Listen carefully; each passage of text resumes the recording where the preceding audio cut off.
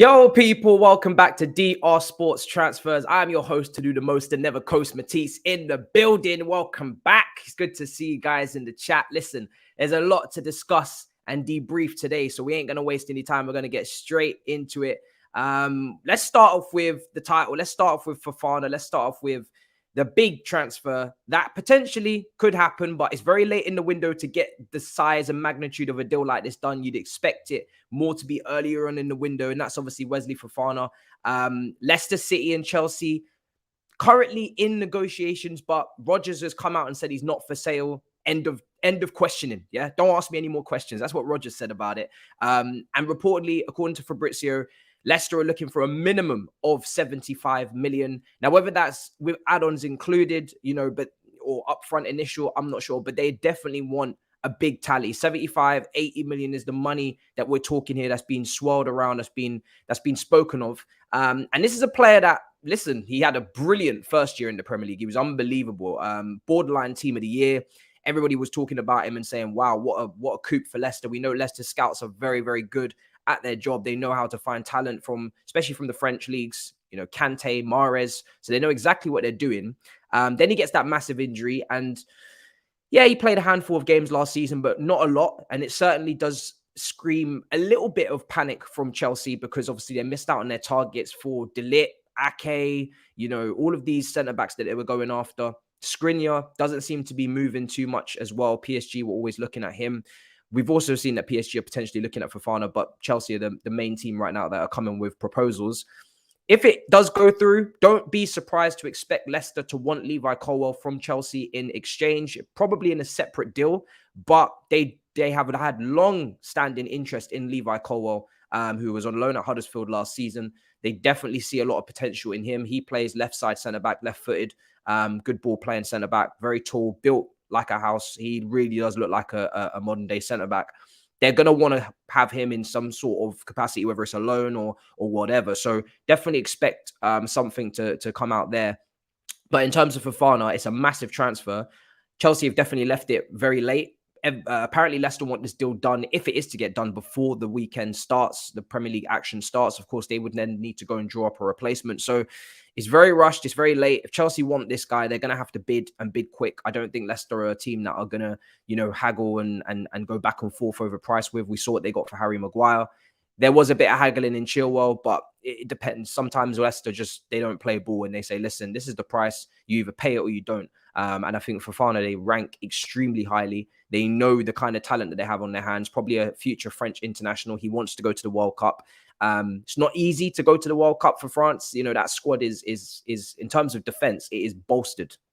So many defenders on their roster, from Kimpembe to Koundé. So many players they have there. Hernandez. So if he wants to make it, he's going to have to be performing at the top level. Maybe that's what's driving now this push for Champions League football from him, even at a young age, because he knows that, listen, if you're performing at a higher level, if you're performing on the Champions League stage and you're doing very well, you're more likely to go to the World Cup than if you're not in Europe. So it'll be interesting to see how this one materializes. But yeah, there's no time like the present. If you want to put in a bid, you have to hurry up if you're Chelsea.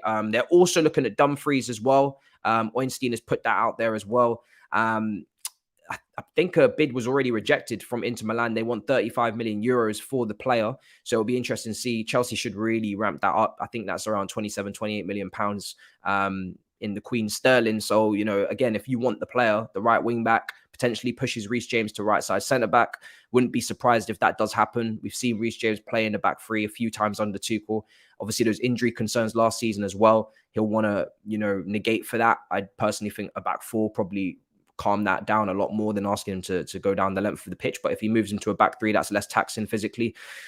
It's a shame, in my opinion, because Reece James, from a GA standpoint, was close to Trent last season with a lot less games played. He was getting goals. Remember the screamer against Arsenal, against Newcastle, and he was getting assists as well. So if you're moving him further back, you're taking that away. But Dumfries is pretty good going forward as well.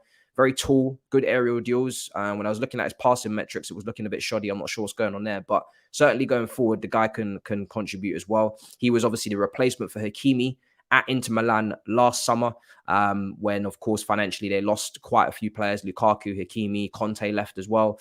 And then Dumfries came in, Edin Dzeko came in, and to be honest, they still pretty much looked a very functioning, well-drilled team. So they didn't really lose too much. So yeah, let's see how that materializes. Finally, I think on Chelsea is, of course, well, actually, there's a lot of Chelsea, to be fair, today. I mean, Jong as well is expected still to leave Barcelona. Xavi said and wasn't sure if he would leave or not. Obviously, Manchester United have always been in pole position, but they don't have Champions League football. Is that playing a part? There were little whispers that he didn't want to go to Manchester. Maybe London would be of a preference to him as well.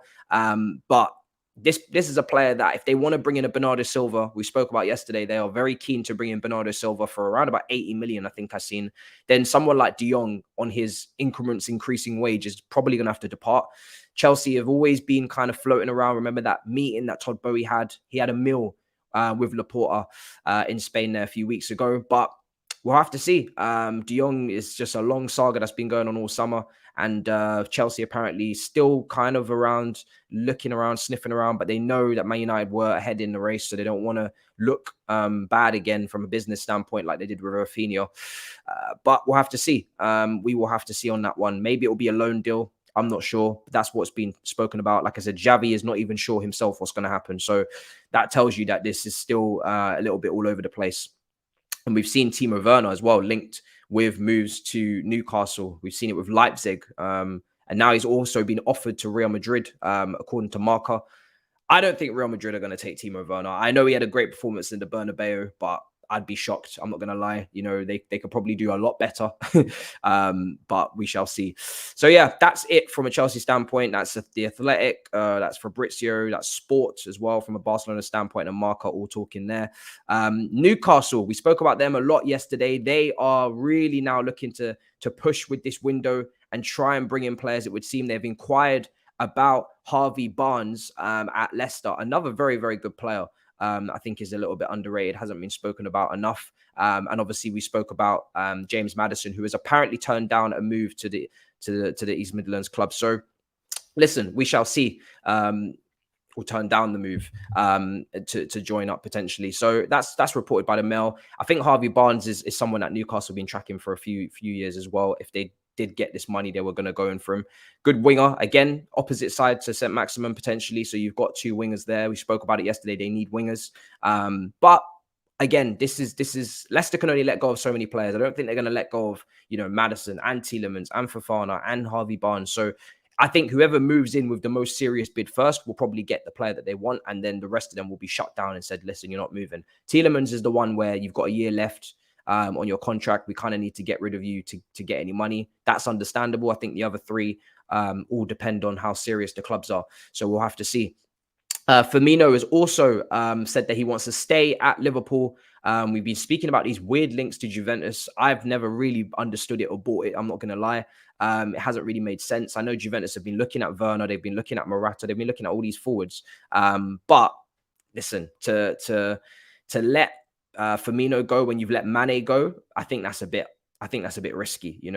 Maybe take it apart one brick at a time in terms of that famous three, Firmino, Salah, and Mane. You've let go of Mane, you keep Firmino, maybe he goes next summer, and then you move on to the new era.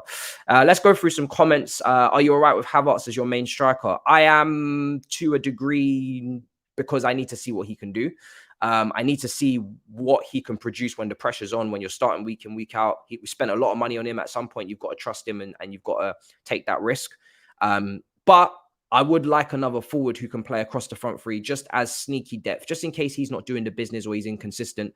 Then I would prefer to have him given serious competition, not just from Broja, but also from even like a Depay. I wanted Gabriel Jesus because, again, he can play across the front three. We were linked with Richarlison, another player that can play across the front three. Somebody who their position is not dictated to play up front, but if they have to play up front, they can.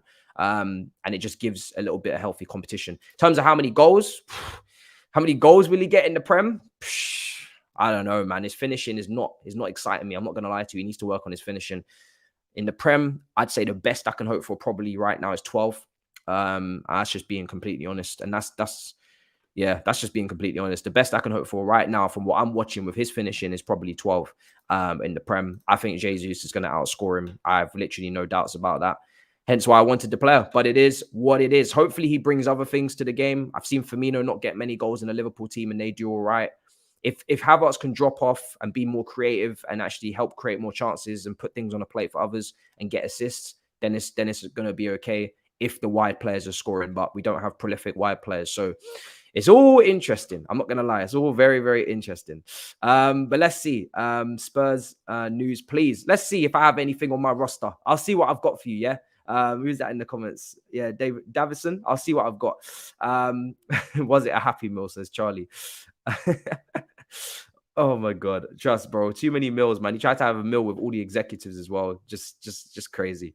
Also, I seen Van Dijk was speaking on Salah and saying that I think that obviously he was happy that he stayed. Well, no, he was speaking more defending Darwin Núñez actually as well.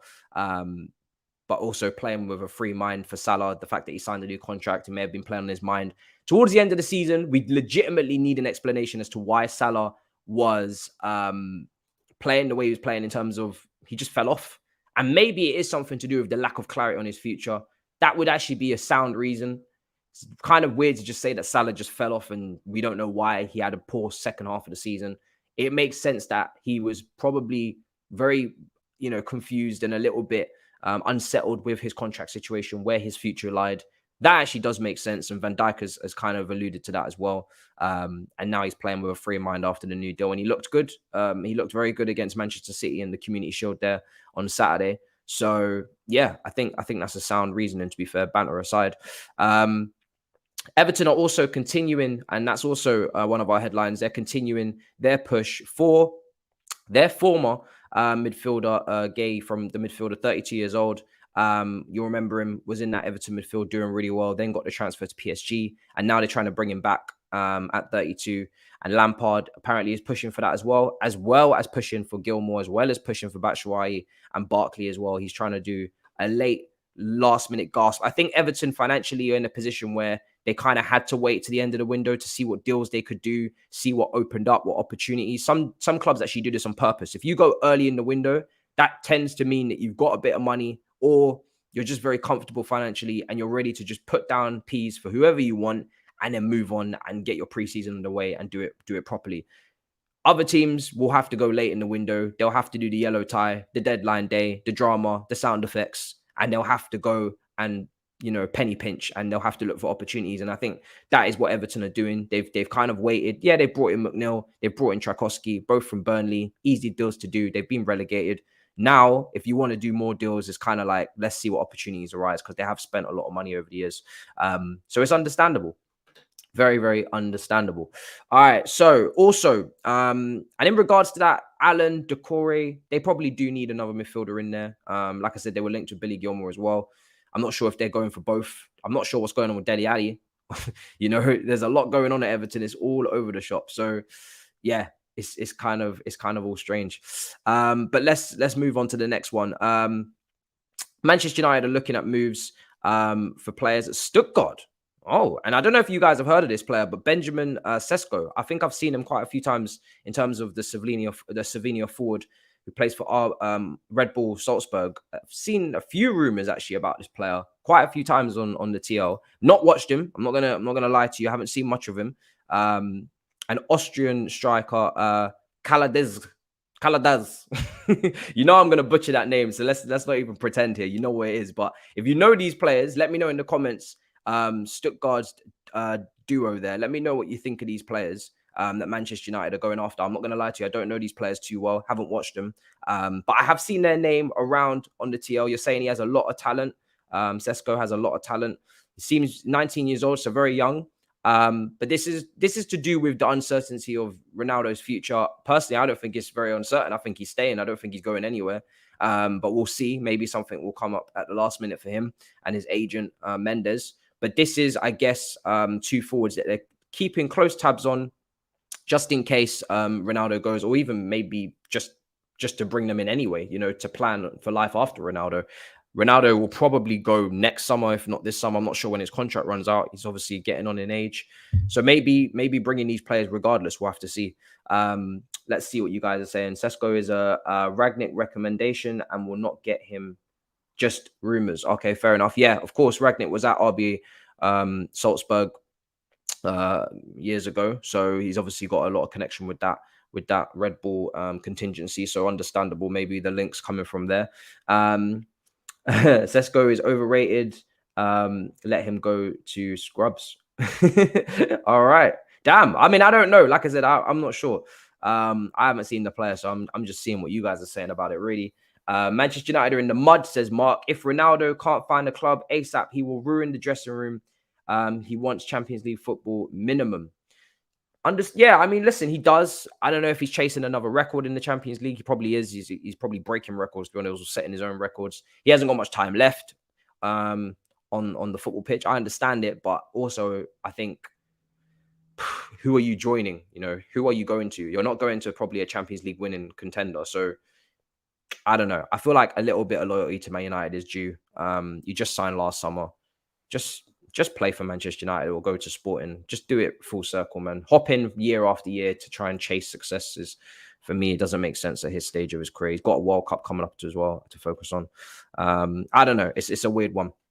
Also, because RB Leipzig have signed, obviously, a new left back from Hoffenheim, the German Ruhm, I think. Definitely butchered him as well. But Angelino, former Manchester City left back, who really they could do with, like 25 years old, really good. I've watched him a few times. He was really good against PSG in the Champions League. Really good Champions League campaign actually from him. Is apparently now an option for Barcelona if they fail to sign Alonso from Chelsea. Now, I think he's probably a better option than Alonso, but that's just my opinion. Hopefully Barcelona don't see that and they stick at it and get Alonso. But Angelino, bro, listen, I think he's a very good player, very good going forward, very expansive, very quick.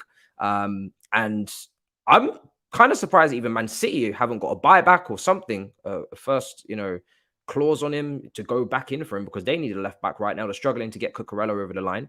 It would make sense to potentially take a look at this player. I know they're looking at Sosa as well from Stuttgart. But yeah, it's a strange one. I think Man City could do with a left back, and they literally had one who seems ready-made. So yeah, a bit strange. Haaland is Bundesliga tax, half the goals that he scored, half his goals and that what he will get this season. Oh, half his goals and that's what he'll get. How many goals did Haaland get? The Haaland slander has begun. The Haaland slander has begun, ladies and gentlemen. I'm not getting involved, yeah, because I'm not gonna lie to you. He is a brilliant finisher, and City do create a lot of chances. So I would be shocked if he doesn't rack up at least 20 in the league. Maybe not like crazy numbers, because everybody racks around 20, and I wouldn't expect him to completely obliterate that, considering he's got to adapt to City's team a bit. But you're saying half. So last season he must have got quite a lot of goals last season, to be fair. You're probably not even insulting him by saying half. Pretty sure he's breaking 30, no? Oh, he got 22. Oh, wow. He had an injury. Yeah. So he had an injury. He got 22 and 24. Unbelievable. 8 assists. More goal contributions than games. 3 and 3 in the Champions League. I think Champions League, he's still going to do the business at City. I'm not going to lie. Premier League, maybe there'll be some teething problems. But he had some problems with his hip last season, some muscular issues as well at 2 different points. So he did miss quite a few games, but he still scored a lot of goals. So you're saying he's going to get 11 goals. Well, you have to bear in mind he got an injury, so you have to subtract that. The season before, 27 goals in 28. He has been ripping it. 41 and 41 in all comps. More goals than games in the Champions League, 10 and 8. So I don't know. I think it's a bit dangerous to write him off. Everybody's starting to say Erling Hakaku. You man are jokers, bro. I'm not jumping in because I'll get clipped. It's all right for you lot, but I'm not involved in it. I'm just saying, let's see what happens. And also, Bayern Munich chief continues. I've seen this so many times about Harry Kane. It's a dream of the future to bring in the striker, but they're not planning on bringing a new striker now. I think this is a deal that could get done next summer, potentially seeing what Tottenham do. Do they win a trophy? Do they not? Do they qualify for the Champions League? Do they not? It's not guaranteed. If they underperform, then I think he moves. He tries to move. If they're on track, I think Tottenham tried to keep him. Now, in terms of contract for Kane, how many years has he got left? Because at the end of the day, time is money, and Tottenham will not 2024. Woo, that is definitely screaming problems for Tottenham. That is screaming move next summer. 1 year left. Is he going to sign? I wouldn't if I was him. Even with Conte there, unless they win a trophy this season and they make significant progress. I mean significant progress. And even still, don't sign. If you're Kane, you wait for next summer. You see what they're bringing in terms of targets. You see where they are. Have they won something? Have they not? Are they in the Champions League? Are they not? Who are they bringing in through the door? And in your final year, you just wait. And you want a title challenge in not this season, but next season. Tottenham need to be in a title challenge. They need to be in a title challenge for Harry Kane to even be contemplating staying, because you are now about to pick up your final contract. You didn't get the Man City move. You're getting to that point now, that age where you're getting that final contract. Bayern Munich are guaranteed to win silverware, and the way that they're building with these Dutch new young players coming in, they're probably moving for a Champions League, or at least trying. They're closer than Tottenham. If I'm Kane, I'm not going anywhere new contract. I'm not going anywhere new contract until I see what Tottenham are really on. But we'll see. We'll see. He's entering. Yeah, he's entering the danger zone now. I think Bayern Munich will definitely try and snap him up with a year left. Roma have apparently made an offer for Belotti, who is a free agent after leaving Torino. It's actually insane that Belotti is still a free agent. Like, contracts ran out in July, 1st of July, free agent. And 1 month later, he's still a free agent. And this was a player at Torino that was banging in the goals a couple of years ago. Everybody was saying, wow, Italian striker, kind of in the mold of a Diego Costa in a way, because there's a little bit of shithousery to him, good physicality, maybe could come to the Prem, looks good, getting good goal output. And I'm not sure what's happened. I'm really not sure what's happened. If I'm going to take a look at his statistics now, but I don't know. I'm kind of dumbfounded on this one. 8 goals last season, 13 the year before, 16, 15 the years before that. So 16, 15 is probably what I'm talking about in terms of when he was really getting a little bit of attention. He got 26, to be fair, in 16, 17, 35 games. That was probably the peak. Yeah, that was the year where people were really going for him. So that was a good 4 or 5 years ago. And yeah, we haven't really seen much since or heard much since. He's been putting up decent numbers until last season, where it kind of fell off. Maybe he got an injury, only played 22 games.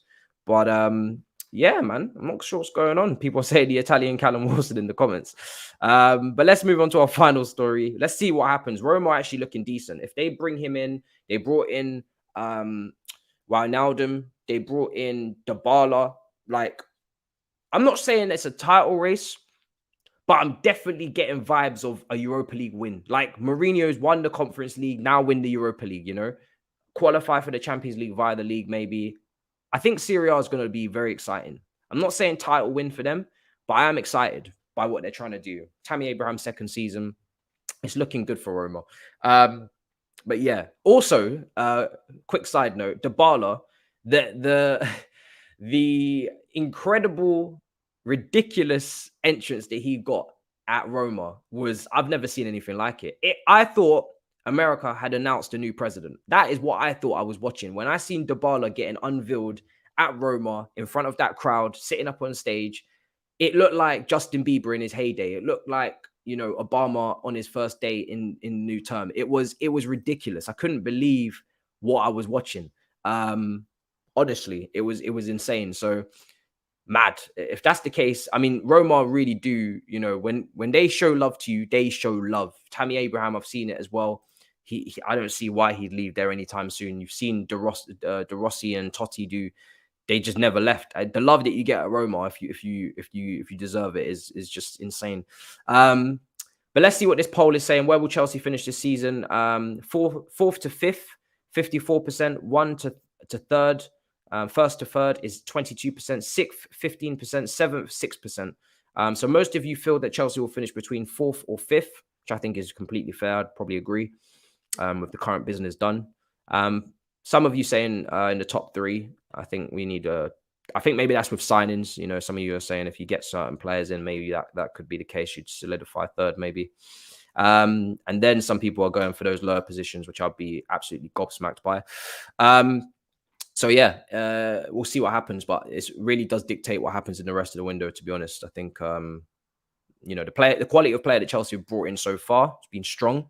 Definitely showcasing what they're about in terms of stature and Champions League football and whatnot. But again, just not enough players in. Let's go to Bournemouth. Scott Parker says a deal for Middlesbrough, an English midfielder. Oh, the Rangers. No. The Rangers captain? Tavarin? T-side? That's right. If that's the Rangers captain, guys, let me know. I think that is. I think that's the Rangers captain, the guy that was chopping it up in the Europa League last season. Surely not. If that's no, okay, it's not. Okay, Middlesbrough. Yeah, sorry, I'm all over the shop. No, it's not. It's Middlesbrough's player. All right, my hype is completely dialed down now because I haven't watched him. Sorry, it's the brother. Oh, okay, yeah, it's the brother. His brother James is at Rangers, bro. I was so gassed for a second. I was getting mad excited, but then I was like, why would he? Yeah, I was getting excited there for a second because he's really good. The brother's really good at Rangers. He captains them, does the business. He's a lot older, actually. Yeah, he is. So that's the brother at Middlesbrough. I haven't watched him as much. So yeah. All right. What a shame. I haven't seen this guy, so I can't give you any hype. All I can say is that the brother is a baller. And yeah, that's about it. All right, let's go through some final comments down below. Chelsea better not sell Colwell to Leicester. Only good thing Middlesbrough have done was slap City 8-1. That rhymes as well.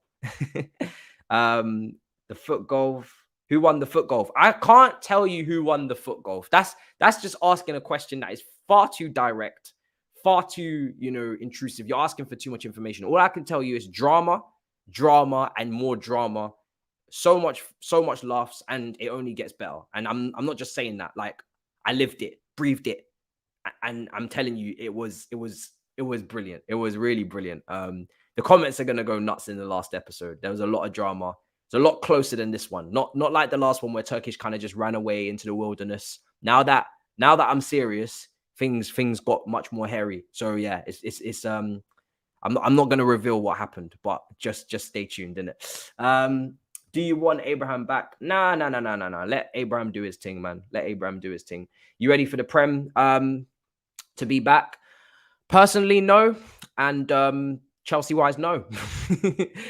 Personally, we're still waiting, setting up studio, so I'm not ready, but hopefully I'll be ready just before kickoffs this weekend. And in terms of Chelsea, absolutely not as well. So, I mean, I'm excited though. That community shield was like a taste. It was like a nice curtain raiser, exactly what it's meant to be. We saw all of the Nunes slander over preseason end. We saw all of the Haaland hype end and slander. I'm enjoying the agendas. I'm not getting involved, but I'm enjoying the agendas that you people are running on Twitter. The tweets are slapping. It's great. It's great to see everybody thriving again. It's beautiful. Do you think Chelsea will sell Kante? Absolutely not. I don't think they will. Even though he's going into his final year, they'll probably just look to re-up a new contract, or he'll move for free. I'm not sure. Let's go through some more questions. Don't have to be Chelsea related, guys. Any questions on any clubs that you support? Let's see. Chelsea to sell Werner to Arsenal. Please don't sell him to us. That's not going to happen, man. Arsenal actually look like they know what they're doing in this window. You man are not going to go for Werner. I remember saying to Turkish, because Turkish was thinking about bringing Werner to Arsenal, and I was saying, bro, on a banter thing, take him. If you're being deadly serious, don't take him. Like, honestly, you can do better. You can do much better. And they have Gabriel Jesus, I will be doing a lot of Gabriel Jesus prop. I'm not one of these guys that's going to get mad salty because we didn't get him and I wanted him and just stop all the prop and turn it into an agenda. The guy is a proper good player. To a certain degree, I actually hope he does really well because it will prove my opinion right that his metrics at City weren't a true reflection of what he was capable of. He played out wide a lot. He also didn't play consistently, which when you're coming in, out, shake it all about, it's very hard to be consistent as a player. Now that he's getting consistent game time at Arsenal, I think trajectory-wise, he's going somewhere. As long as you, man, don't get involved with our league position, then I wish him all the best to a degree. All right, bro, I'm on the rise, bro. The stocks are rising, bro. 100%. 100%. The last episode, it only gets better, man. Keep your eyes peeled. People are saying they hope he flops. City miss Jesus. I think City definitely going to maybe miss Jesus, miss Sterling. I think they definitely don't give Sterling enough respect. Part of me hopes for their downfall a little bit because I feel like they're disrespecting Sterling too much. Jesus left. They've lost some reliable squad players, Zinchenko. Let's see how these other fill-ins do, but there's a lot of pressure on them guys when Pep needs to change a game, so it'll be interesting. Alvarez looked good, though. He's obviously fully fit in mid-season, so Alvarez got his goal. So, yeah. What do you think will happen with United? I think, listen, with United, all depends on who else you bring in. I think you definitely need to sort out that midfield. If Martinez is going to play in midfield, then you need another centre-back. If Martinez is going to play centre-back, then you need another midfielder. That's how I see it. Right back, I would trust Dalot. I think Dalot's a little bit slept on. Definitely better than Wan-Bissaka technically for a possession-based team. Give him a go. Try and move Wan-Bissaka on. I don't know what's going on there. Left side, you've already brought in a new player. So you're good there as long as he steps up to the mark. Forwards, I'm not going to lie, you should probably veer away from playing Ronaldo too much. I would probably have him as a rotational option if he stays. Focus on Rashford, focus on Martial, focus on Sancho, focus on a fluid front three, focus on just movement and pressing and, just focus on trying to move on a little bit. Don't overly rely on him again. And Eriksen came in, and I think that's a very slept on one as well. Eriksen's going to create a lot of chances. Definitely more of a 10 than Bruno. I think Bruno, he's a weird player, man. He's a 10 as well, but he's a different type of 10. Like Eriksen is a real 10. He's an old-fashioned, technical, creative 10. Bruno's more of a second striker kind of guy. Maybe play him up front. Maybe play Bruno up front. I saw some great runs against Leeds when you slapped them up at Old Trafford. Bruno was out here playing as a striker, making runs for him. I don't know. I don't think Bruno's got all of the general game to play striker. But if you're talking about finishing, then Guy may as well play up front. But we'll see. All right, listen, we're going to wrap up. Big up your damn selves. Listen, make sure you subscribe to DR Sports. Make sure you smash up the likes. Yeah, smash up the likes. Leave some comments down below. I always check the comments because I want to see if there's slander for me. I want to see if the hairline is getting trashed. I want to see if the foot golf comments have changed. There are no stocks being sold for me in foot golf any longer. I don't want to see nobody in the comments hopping on board. I've got all your usernames on my phone. I don't want to see it. If you didn't hop on the train when I told you to, I don't want to hear it. Done. Go and support somebody else. All right. But big up your damn selves. Innovate people. Peace.